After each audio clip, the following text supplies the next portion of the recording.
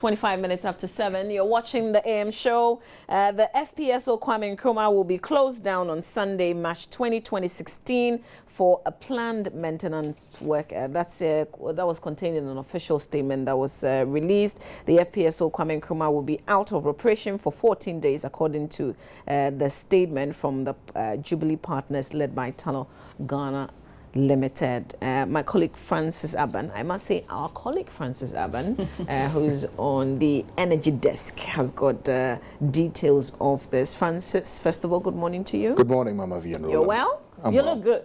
Thank you. So this shutdown, for a lot of us, Charlie, is Doomsday coming back? Is that what it means? It's not a straight answer. It depends on what happens between now and the 20th of March. Ordinarily, for the FPSO, it's a vessel that helps us drill the oil from our Jubilee fields.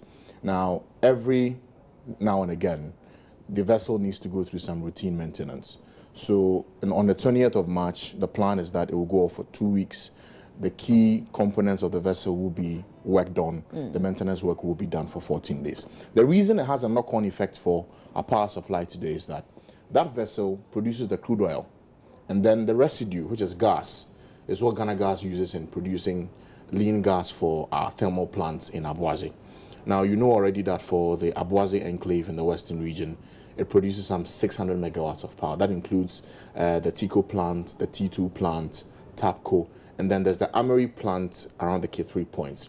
That gives us, the Amory plant alone gives us 250 megawatts, and that relies only on gas. And that's why a lot of us are worried that if that plant works on only gas and FPSO Kwame Nkrumah is going on for 2 weeks, Ghana Gas can't provide gas for that 2 week period, it means that Amory will go off.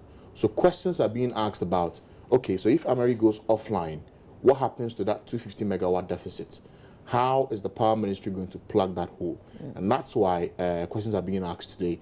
The Africa Center for Energy Policy has had calls to question how prepared we are between now and the 20th of March as to how we can, fill that gap. Otherwise, we might see ourselves seeing some small lightouts in our areas. But prior to now, we should have known that at least there would be routine maintenance. Exactly. Because I remember when MODEC was constructing this very FPSO, they had scheduled periods when these maintenance would have to be undertaken. Yes. Ordinarily, when these things are about to happen, they give prior notice. So the power ministry will be aware, the power generators will be aware. Remember that last year, even Ghana Gas, early this year, said they were doing some maintenance work. They also went off for a number of days. What happens is that when that announcement is made, the power ministry needs to look at other options. Bear in mind that most of these thermal plants, except Amory, work on either crude or gas. But the catch here is that if you're switching from crude to gas, it takes a bit of time, because if you compare the two commodities, gas and crude oil, one is lighter than the other. And so the nozzles, the tubes that the gas goes through, needs to be cleared, the switch has to be done, it takes a bit of time. And so we need to look at, that's actually what it is. They are looking at ways to consider how all of this will be done. The crude needs to be bought at a cost. Do we have the money to buy it? There was a meeting, we're told a crunch meeting yesterday. Yesterday, exactly. All the power stakeholders were there to decide on what to do. I'm learning this morning that the VRA is in a position to buy some of the crude to augment the stocks they already have. But the question is, will it last for the 2 weeks, and what will that mean in terms of how much money they will spend? And I say that in the context of the VRA having a lot of debt to clear. Remember, last year, WAPCO had cause to have a major press conference about some $170 million that we owe them for gas we've bought and we've not paid for. That alone is a debt we are still yet to clear. Since the 9.5 we paid initially, we've not paid the rest. Now, this one is coming as additional cost that we need to look at. So that's what's happening now. The power ministry is in a position to provide the money available to buy the crude for the VRA. So that's what's happening right now with the power situation. Now we have to do some analysis as far as we're concerned on that. This just sums up the discussion we've had this morning on the power situation today. Yesterday, the meeting happened. You may have to get closer. Exactly, no problem. So let me walk to it right now. We put together this infographic just to simplify all that I've been talking about this morning. The Power Ministry had a meeting yesterday at their office. They met all the key stakeholders, the VRA, Grid Co, the Electricity Company of Ghana, and then the independent power producers. Talk of Car Power, talk of Senate, talk about Ameri as well. So they met yesterday to consider what the options will be between now and the 20th of March when the FPSO Kwame Nkrumah will go off. And so the shutdown will allow for planned maintenance work, as I mentioned earlier. It will be done in a phase. Ordinarily, when these things are done, they are quite technical, Mama V and Roland. So the catch is that within these 14 days, whatever problem there is, it should be done. So within the 14-day period, everything will be sorted out. So we can go back to getting enough gas from the FPSO trickle down to Ghana Gas. I must say at this point that for Ghana Gas, they are a very key stakeholder in this, because on a regular, every day, they provide between 60 and 80 million standard cubic feet of gas for the thermal plants in Takoradi. Now, Takoradi is important because for the Western, Central, Ashanti, and even parts of the Eastern region, they provide power. Now, if that area goes off, it means that it has real implications for how people in their homes will get power. And that's why this shutdown has raised a number of eyebrows in the last few hours. Now, they're looking to buy enough crude. I'm told some $20 million is what will be required to buy the crude. 250 megawatts is what Ameri provides us every single day. That particular component is why we are seeing a lot of stable power supply in the last 3 months in the country. Now, our checks reveal that VRA is looking to buy more crude. They had crude in their stocks in Abuaze as well as in Tema. They bought it as far back as November last year, considering that there will be some routine maintenance at the start of this year, 2016. But again, the FPSO one came in as a surprise, and so they need to buy extra stock. Do we have money to buy?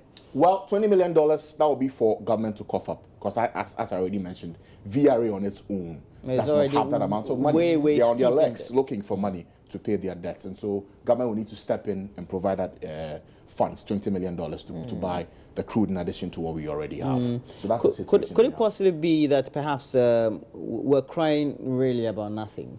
Well, it could also be that perhaps government, through the Ministry of Energy and Power, may have made some provisions. We never know. The truth is, with these things, we already know that money has become a key component today. The economy, there are a lot of tightenings happening all over, health, education, everything. So energy will play a key role this year, and we already heard from the president that there's a lot of ground in terms of deficits we need to cover, and it's all money. But do we have it? That's the question everyone is asking. I don't know what's in the coffers of Ghana right now, but if we do have the funds, this should not be a problem for us.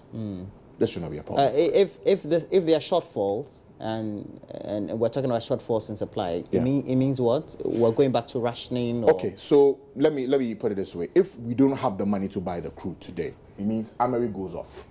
If Ameri goes off... And that's a lot for 250 megawatts. That will mean that if I'm to break it down into cities and regions, Western region will go off, Central will go off.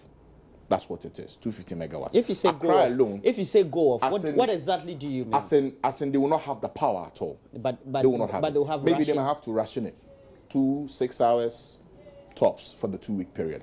But the good news is that there's money to buy the crude. There is money to buy the crude. So that's what we know as of now. Unless between now and the 20th of March, that money is used to buy something else, or the crude is not coming on time. Because bear in mind, the crude is not bought like how we will go to the Shell filling station here and buy oil and put in our cars. It takes time. You need to place the order. The bulk oil distributor, we need to also place the order outside the country. Issues of letters of credit. Exactly, and bring it in. There's travel time. It gets here, fixed into the system, and then it's provided. Okay. Let me read this message that's just come through from Maunyo. Maunyo says, Mamavi, I like the questions you asked them. Okay, this was the earlier conversation. Okay. But it says, Dumso is coming back again. Oh, Mamavi, save us. I don't know. It's more like Francis, save us. You no, are the energy desk. To save. I am not. I'm only presenting the facts as they are today. Well, if what I'm learning this morning is anything to go by, maybe we should not be worrying too much, because they have the ability to buy the crude to deal with this challenge. 2 weeks, it will be off. But again, with technical things, if the engineers are able to get it right, in the early stages, maybe we might not even need it after all. For all the analysis, 2 to 3 days. For all the analysis you've done for Central Western region, etc., etc., Ashanti, is it that we're going to have light out for 24 hours and have it back for 12 hours, or we're going to have 12 hours of 24 hours in, etc.? Okay.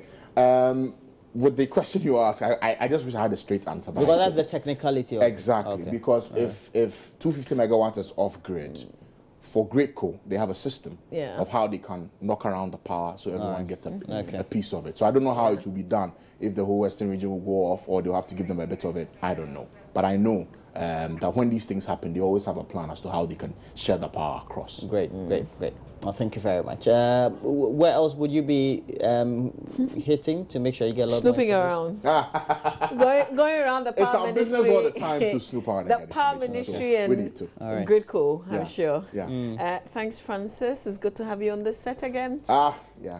Glad to be here. Francis is on Pulse later this afternoon with his producer standing by and looking at me. Jahu, stay with us. So you're watching the AM show. We've got a lot more coming your way.